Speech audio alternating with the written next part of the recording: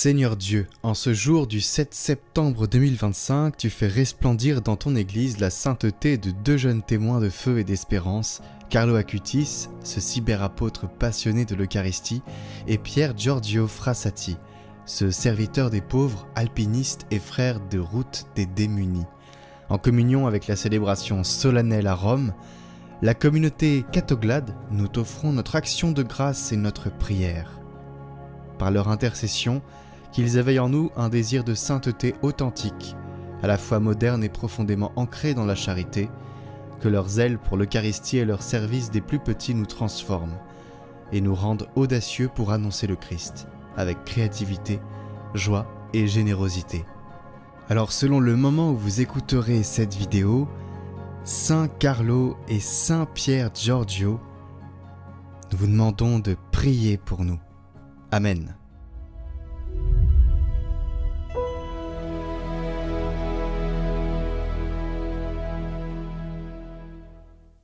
Lecture du livre de la sagesse. Quel homme peut découvrir les intentions de Dieu? Qui peut comprendre les volontés du Seigneur? Les réflexions des mortels sont incertaines et nos pensées instables. Car un corps périssable appesantit notre âme, et cette enveloppe d'argile alourdit notre esprit aux mille pensées. Nous avons peine à nous représenter ce qui est sur terre, et nous trouvons avec effort ce qui est à notre portée. Ce qui est dans les cieux, qui donc l'a découvert? Et qui aurait connu ta volonté si tu n'avais pas donné la sagesse et envoyé d'en haut ton Esprit Saint? C'est ainsi que les sentiers des habitants de la terre sont devenus droits. C'est ainsi que les hommes ont appris ce qu'il te plaît, et par la sagesse ont été sauvés.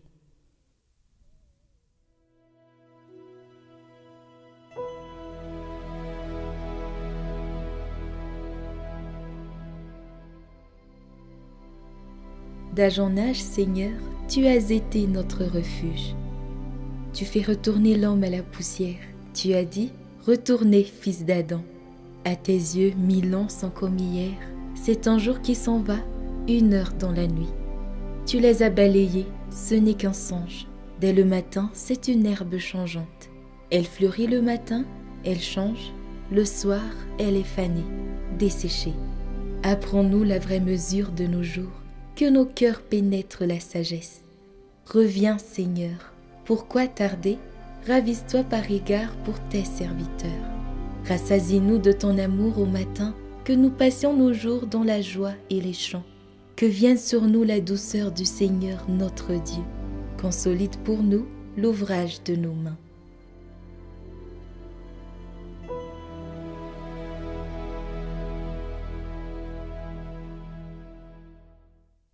Lecture de la lettre de saint Paul apôtre à Philémon.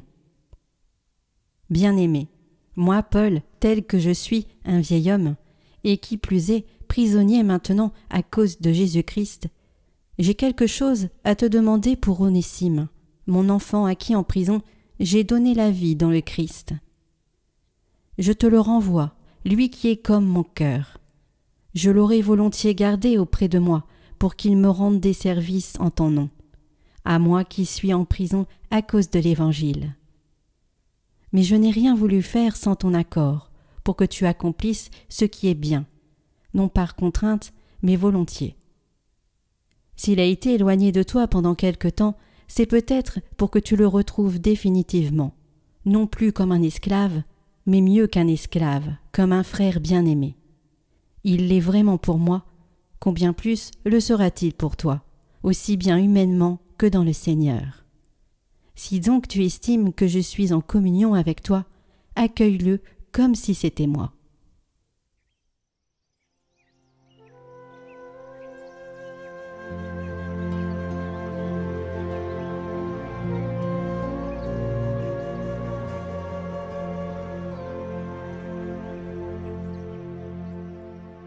Évangile de Jésus-Christ selon saint Luc. En ce temps-là, de grandes foules faisaient route avec Jésus. Il se retourna et leur dit : « Si quelqu'un vient à moi, sans me préférer à son père, sa mère, sa femme, ses enfants, ses frères et sœurs, et même à sa propre vie, il ne peut pas être mon disciple. Celui qui ne porte pas sa croix pour marcher à ma suite ne peut pas être mon disciple. Quel est celui d'entre vous qui, voulant bâtir une tour, ne commence par s'asseoir pour calculer la dépense et voir s'il a de quoi aller jusqu'au bout? Car, si jamais il pose les fondations et n'est pas capable d'achever, tous ceux qui le verront vont se moquer de lui. Voilà un homme qui a commencé à bâtir et n'a pas été capable d'achever. Et quel est le roi qui, partant en guerre contre un autre roi, ne commence par s'asseoir pour voir s'il peut, avec 10 000 hommes, affronter l'autre qui marche contre lui avec 20 000? S'il ne le peut pas, il envoie, pendant que l'autre est encore loin, une délégation pour demander les conditions de paix. Ainsi donc, celui d'entre vous qui ne renonce pas à tout ce qui lui appartient ne peut pas être mon disciple.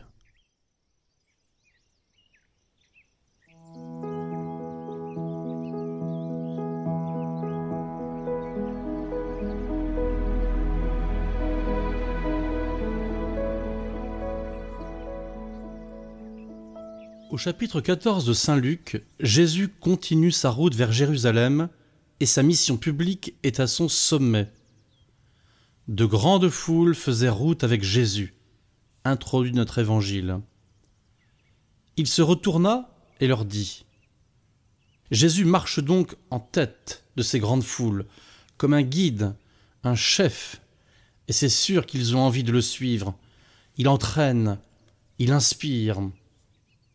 Mais alors que tout va pour le mieux, que sa prédication rencontre d'immenses succès populaires, Jésus, insensible à la gloire qui vient des hommes, n'ayant les yeux fixés que sur la mission que lui a confiée son Père, s'exprime d'une façon vraiment radicale, d'une manière propre à décourager les meilleures volontés et à ruiner sa mission à vue humaine.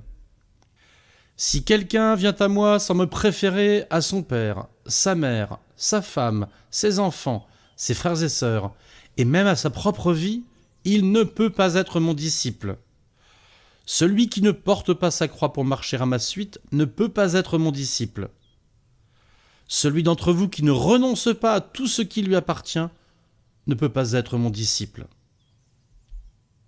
Nous savons bien qu'il n'y a rien dans l'attitude de Jésus qui respire une sorte de supériorité dédaigneuse des masses, le genre collet-monté, altier, caricature du chef, fausse élite méprisante pour les petites gens dont notre monde est plein. Nous savons bien que Jésus aime profondément chaque personne humaine, d'une tendresse incomparable. Il venait d'ailleurs juste de dire « Invitez ici les pauvres, les estropiés, les aveugles et les boiteux ». Bien sûr, Jésus désire ardemment entraîner chacun à sa suite pour les guider vers les pâturages éternels, et il va pour cela donner sa vie pour offrir à tous le salut. Alors pourquoi tout d'un coup une parole aussi rebutante? Parmi ces foules, Jésus voyait bien que beaucoup le suivaient en raison de l'extraordinaire puissance de sa parole, sa connaissance intime du cœur de l'homme, son art incomparable de la formule, de l'histoire racontée, du mot qui subjugue, des horizons immenses qu'il ouvrait sur le royaume de Dieu, cette vie éternelle promise à tout homme, et puis sa relation immédiate à Dieu qu'il appelait son Père, cette force de prière inouïe qui l'habitait. Et il avait tout pouvoir sur les maladies et les esprits mauvais, guérissant, exorcisant avec une telle autorité. Mais jusque-là, Jésus reste un maître spirituel exceptionnel, un homme inspirant qui apporte un renouveau d'espérance à ses contemporains. Mais à ce stade, on n'est encore qu'au seuil de la vérité. On n'est pas encore entré dans la véritable dimension de sa personne, on n'est pas encore son disciple. Entre le désir des gens, leurs attentes vis-à-vis de Jésus, et ce que lui vient annoncer, apporter, il y a un changement radical de plan. Ce que Jésus demande à ceux qui le suivent à ce moment, pour continuer à avancer avec lui, ce n'est pas de l'admirer, de se laisser enseigner ou guérir, mais beaucoup plus, de faire un seul corps avec lui. Le lien que Jésus veut établir avec les gens, c'est l'Église, son corps mystique, lien plus profond, plus nécessaire, plus vital que le lien avec mon père, ma mère, ma femme, mes enfants, mes frères et sœurs, et même avec mon âme, lien plus nécessaire que tout ce qui m'appartient. C'est un lien de grâce surnaturel qui transcende tous ces liens naturels, non pas pour les détruire bien sûr, mais pour les introduire à l'intérieur des réalités du royaume de Dieu, pour les refonder dans le corps mystique de Jésus qui est l'Église, et les surélever au plan de la grâce. C'est ainsi que saint Paul résout le problème de l'esclavage auprès de Philémon, qui avait un esclave, Onésime, qui s'était échappé pour rejoindre Paul. Et Paul le renvoie à Philémon en écrivant « Accueille-le mieux qu'un esclave, comme un frère bien-aimé. Il l'est vraiment pour moi. Combien plus le sera-t-il pour toi, aussi bien humainement que dans le Seigneur.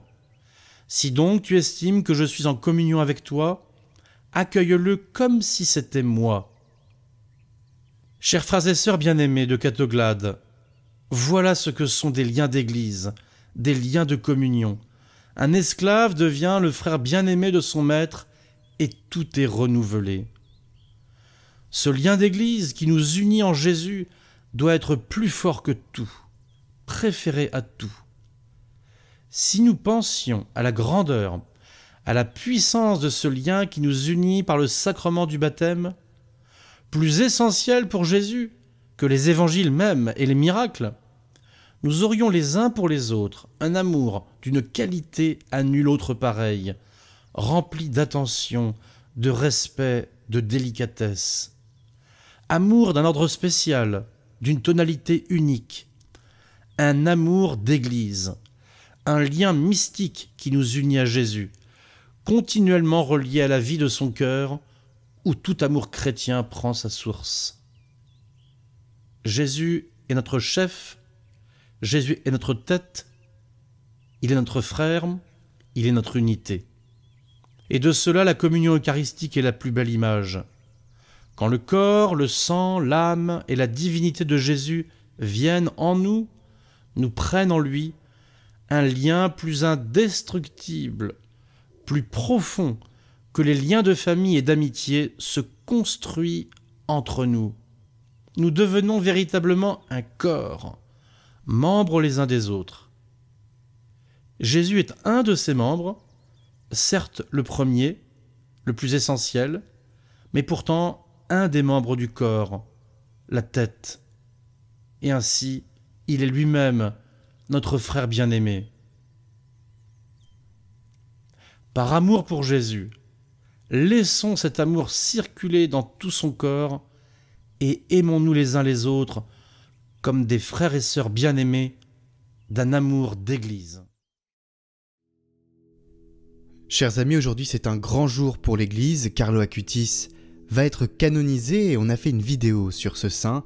Je vous propose d'aller la visionner parce que peut-être que vous ne connaissez pas Carlo et qu'on en fait un peu trop à côté et que du coup vous n'avez pas vraiment eu envie d'aller découvrir sa petite vie parce qu'il a eu une petite vie mais grande en œuvre. Alors je vous invite quand même, parce que c'est un devoir de chrétien de se renseigner sur sa vie.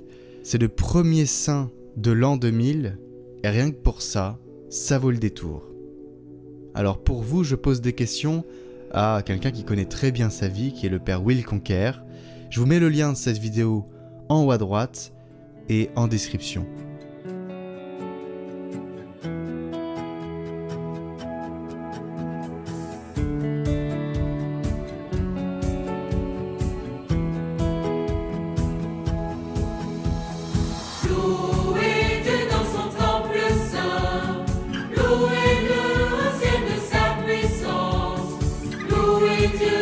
Selon sa grandeur, acclamez le Seigneur, lui le Dieu vivant, par la louange.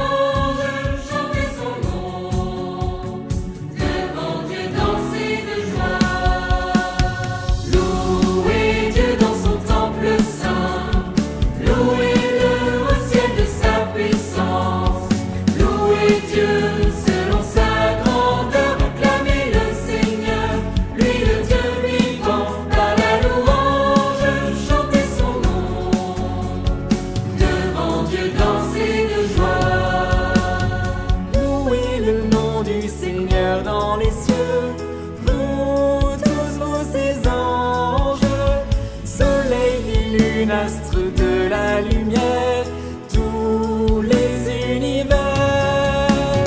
Louez Dieu dans son temple saint, louez-le au ciel de sa puissance. Louez Dieu selon sa grandeur, acclamez le Seigneur, lui le Dieu vivant, par la louange, chantez son nom. Devant Dieu dansez de joie, roi de la terre, exaltez le Seigneur. Vous tous, vous les peuples, enfants, vieillards, jeunes gens, jeunes filles, vous tous louez-le. Louez Dieu dans son temple saint, louez-le au ciel de sa puissance. Louez Dieu selon sa grandeur, acclamez le Seigneur, lui le Dieu vivant, par la louange, chantez son nom.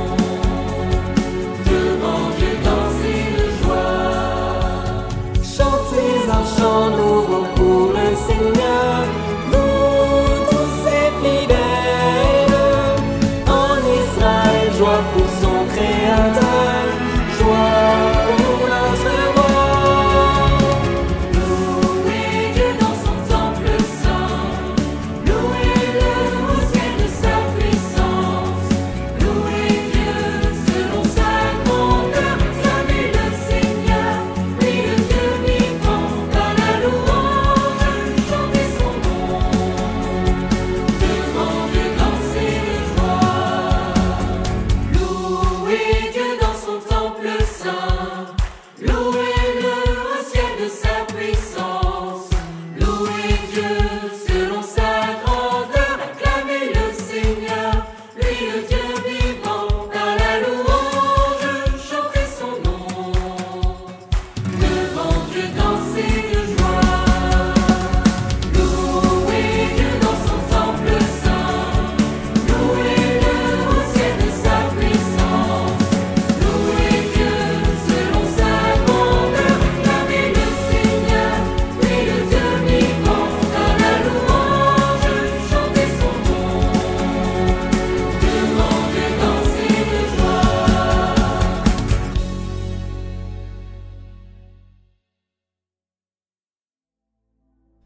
Prions pour toutes les intentions déposées en commentaire cette semaine.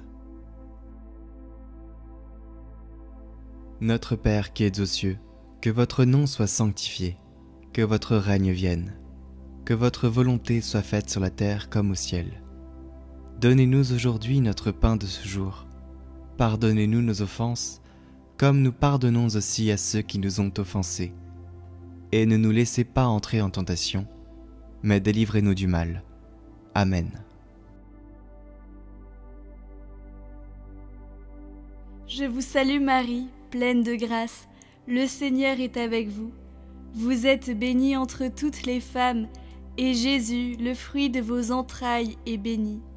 Sainte Marie, Mère de Dieu, priez pour nous, pauvres pécheurs, maintenant et à l'heure de notre mort. Amen.